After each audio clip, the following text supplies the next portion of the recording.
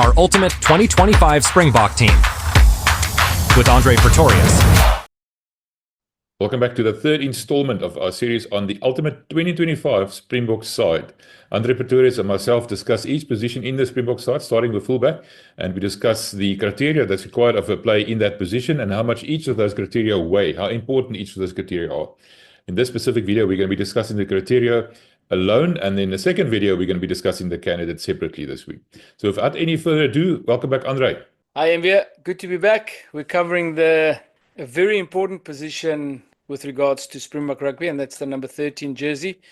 We all know in the past that when we've had good 12 and 13 combinations, the Springboks have been quite successful. Yeah, especially under Jacques Nienaber, the blitz defense. Jesse Kriel stepped up big time when Lukhanyo Am got a bit injured, and then that's been his position ever since. Has anything changed for you? Not really, NBA. Not from what I'm seeing at the moment with him. He's playing good rugby in Japan, but also just the videos that I've analyzed with the Springboks this year, he's gone a couple of steps ahead of everybody. And it's because he had time in the jersey, time in the seat makes a difference.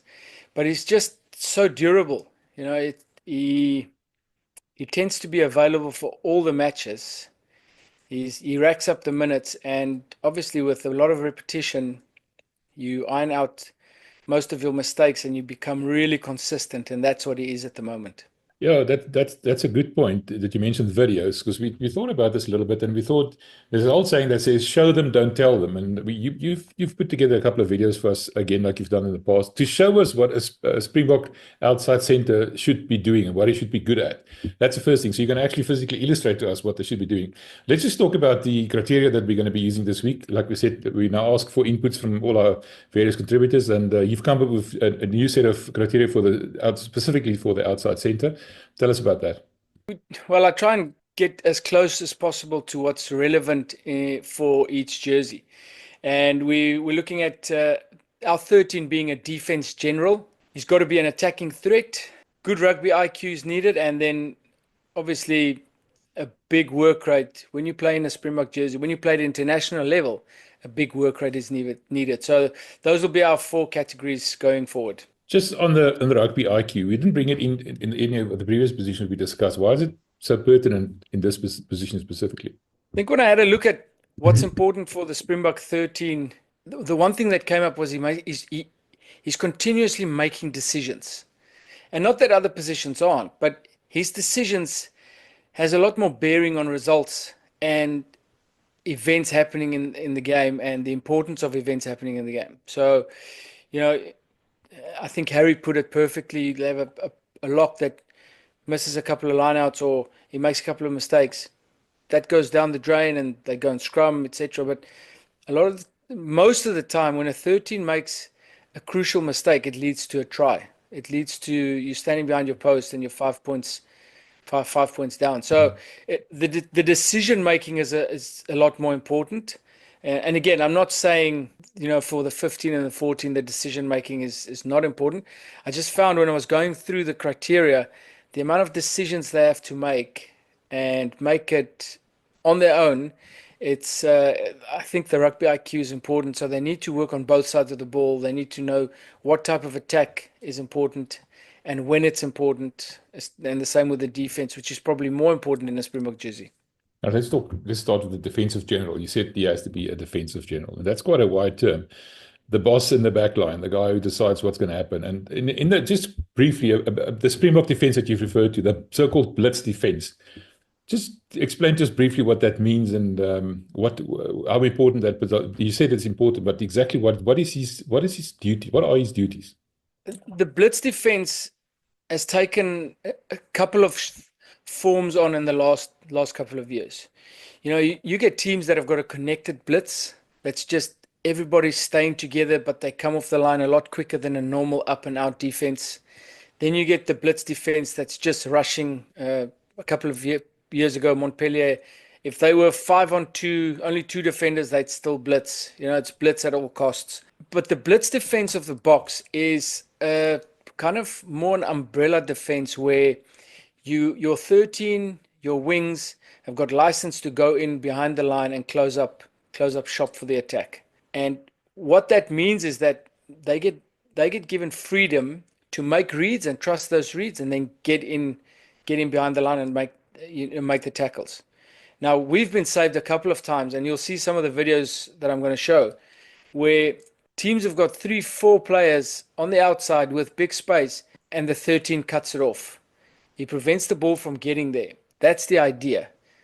What it also does is it puts that out the back player, it puts his skill set under pressure. So now there is space, there are numbers, but he needs to get the ball there with someone rushing onto him. And a lot of times that's a difficult pass to make. So I think in essence our blitz defense is more a pressure defense from the outside, and we want to kind of cut off the passes 2 and 3, prevent them from getting 3 passes and going wide. Right, let's get to the videos. I'm quite excited about that. We're going to start with the defensive general side of it. The defense, what have you got for us? Defense general, if you look at our 13s at the moment, they're all physical. They need to be physical, and I don't think physicality in the manner that we talk about it as the number 12, but guys who can make dominant hits and who can be very aggressive and create chaos at rucks in the wide channels. Smart and understand, know when to, like we spoke about, when to shut, when to hold, when to defend out or switch. And the last one is just post-tackle pressure, ensuring that you can cause chaos at the ruck, get your forwards in position again to get set for the defense and be ready for that next one. The wide channel tackling is so important, but that second effort, getting up, and that second action, getting into the ruck, causing chaos, ensuring that you get set is just as important. Right, Mbia, here's the first one. Now, as I spoke to you, earlier, there will be times when you'll give them numbers, you'll give them space, but you'll cut them off. And this is a great example of that. Now, this is the Yokohama Eagles versus D-Rocks in Japan. And I know it's going to seem like a Jesse Creel masterclass, but Jesse had a great game, and a lot of the things that we spoke about, or we are going to speak about in the categories, will be shown in this. So, ball goes wide, and there you'll see Jesse's on the corner, and he's got 3 players on his outside with really big space to cover there. Now, what he does is he shoots out the line, closes that space, and while that ball is in the air, all of these players can chase across and cover that space. So he prevented that pass from happening, and they were forced to kick, basically. He got into the eye line of the 10. He knew if he passed that ball to Karevi, he makes that tackle. He's got to go through the air, and that gives them an opportunity to make the tackle and shut that down. Now, if you look at it from the start, you would say that Yamaha they've got problems here. Yamaha's the yellow team. Yamaha is the red team. I'm sorry. So if you look at that, space outside, numbers outside, Jesse shuts it down. They have to find an alternative to getting a ball wide. They kick it, and they shut that down. So that's the first example I have of a 13 shutting down wide play, even though he's down on numbers and big space next to him. Next one, pretty similar, probably a better example. Again, you can see Jesse there. He's on the corner. And look at the amount of numbers D-Rocks have if that ball goes out the back. So what will happen is, if that ball goes out the back, this will be a hard line. This player here will have to bite in, which leaves Jesse on 10 and the rest of these players. And what he does, he goes into that space, he shuts down the outside, and the tackle's made right there. I saw the arms as well. That's part of it. Exactly. So he's trying to make himself bigger. But if I showed you that picture, and people had to bet money on, who's in trouble here, they would say that there's no way the yellow doesn't score from here, or at least get into the 22. And like you can see, he gets in the path, no bridge pass. He's got this man covered, and they shut that down. And that's part of his job. He needs to cut down wide plays, even though the opponents have got numbers over them. So those are two really good examples of what to do. Now the next one. Now Lorenzo Julius is a fantastic player. This is and this is one of the things that he's probably going to have to work on if he wants to be a box starter or a consistent box performer, is how to cover that outside space. So in this, you can see him on the edge here. Also, Zebra has got numbers. Now, if you think about the videos I've just shown, Willie probably gets to that. Jesse probably gets to that man. He's Lorenzo jogging. He's jogging. He's not. So he's taken up all that space. They get the ball past him, and now he's chasing back. So he's gone all the way from up here, jogging to there, and now he's chasing. Whereas if he'd sprint back or sprint down the field, close that space early, they don't get this pass away, and he shuts that down, and they win all those meters. Now they're in trouble. Put the ball out the back. Mapimpi has to come in, and they got caught at the back. Right, Mbia, so I hope that makes sense on the importance of the 13 and how they have to close up attack shop and prevent the ball from getting wide. But that's not where their job stops. Once they get into tackles and they are in tackle situations, you want your 13 to be robust, aggressive, and cause chaos at rucks. And again, you'll see Jesse in the edge there. They get the offload away. As the ball goes down, he's in on the ball. He gets that ruck pressure and he slows the ball down. And it needs to come natural because it's in the wide areas.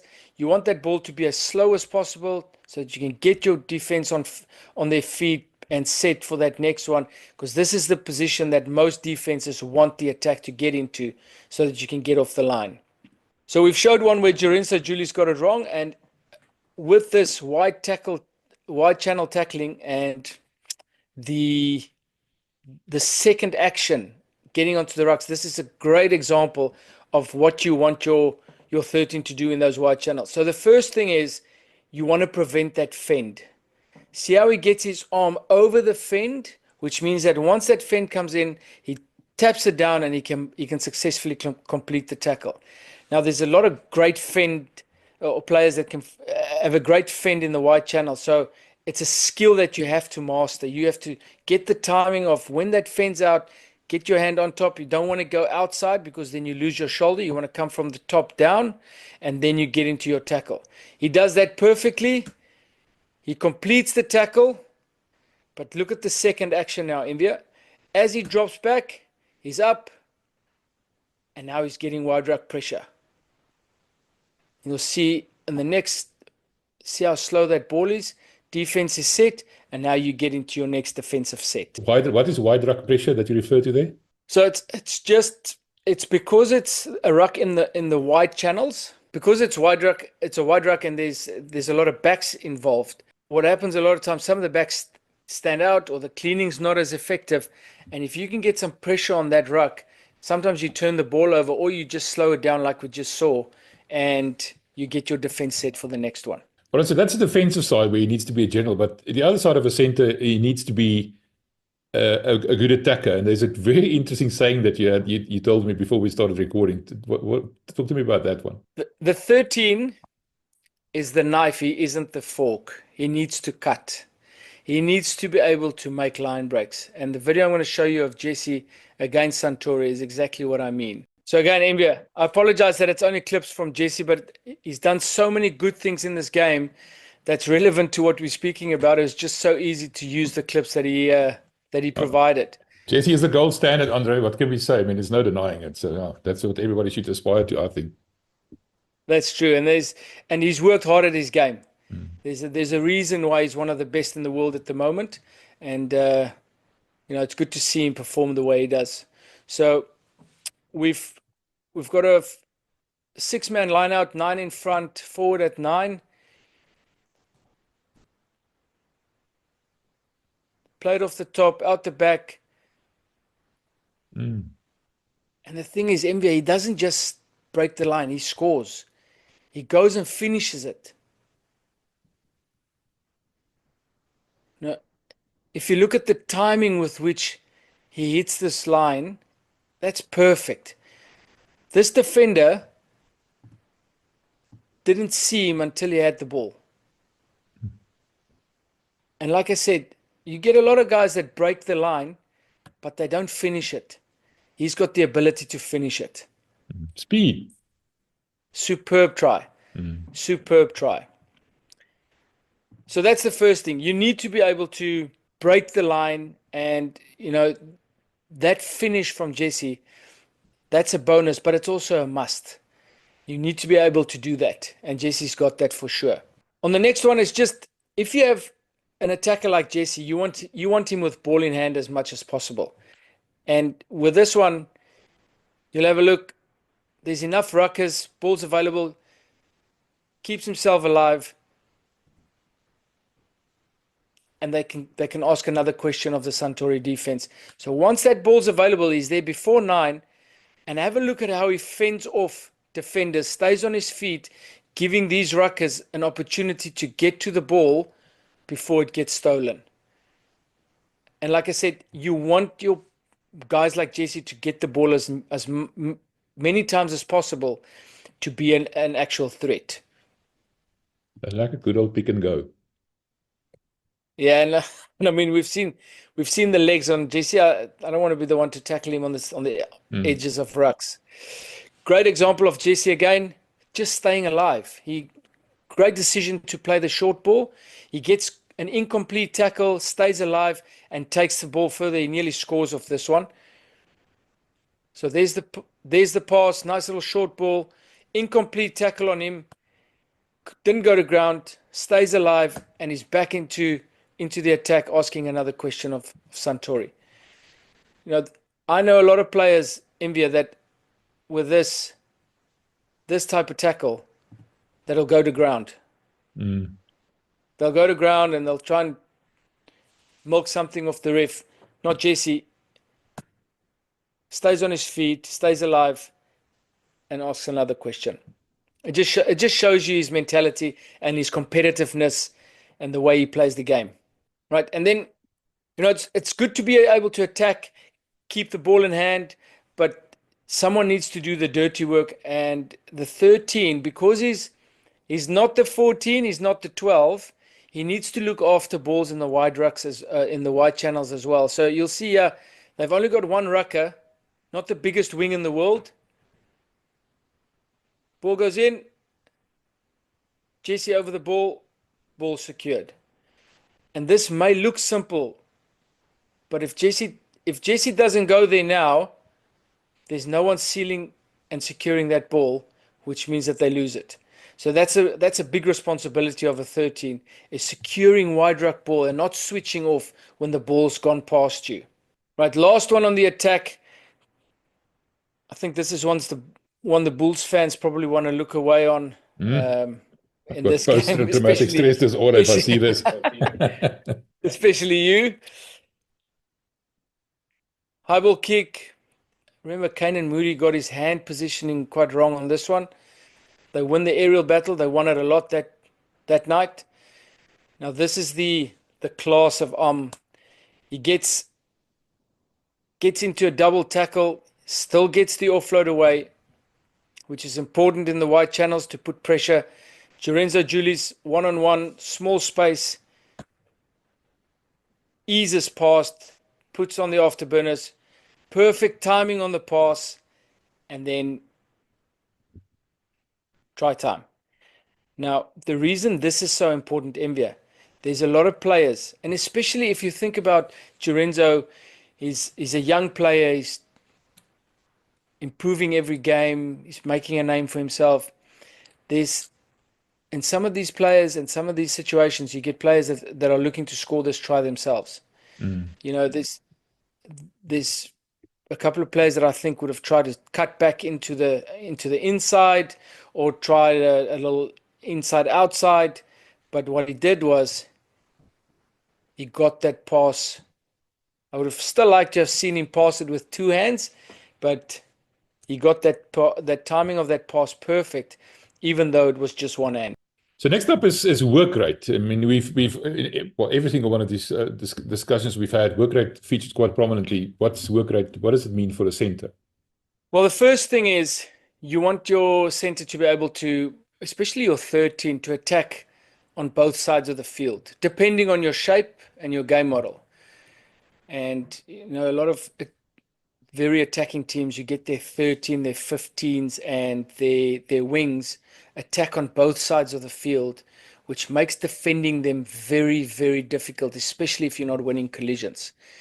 The other part of work rate for centers, you don't want your two centers next to each other at wide rucks. So one of them's got to go and split and get to the other side. And then last one for me on this one is when you go and you close that space on the outside and they've set the ruck, they hit on the inside, maybe your inside didn't follow up as they should, the catch-up was bad, ruck's back there, how fast can you work back, get back into position for the next one?